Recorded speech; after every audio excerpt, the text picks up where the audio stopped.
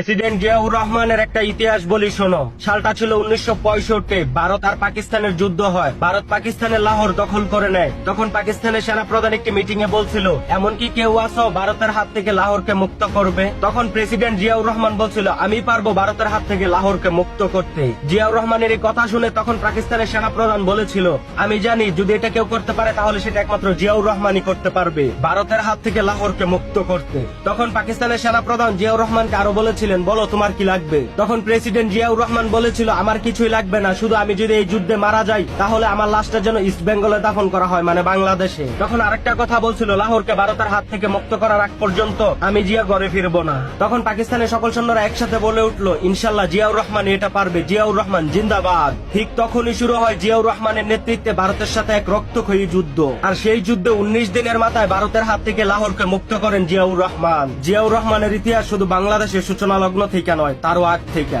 মামা ভিডিওটা শেয়ার করবেন যাতে করে জিয়াউর রহমানের এই অনন্তপূর্ণ ইতিহাস সকলেই জানতে পারে। স্যালুট তোমাকে শহীদ প্রেসিডেন্ট জিয়াউর রহমান।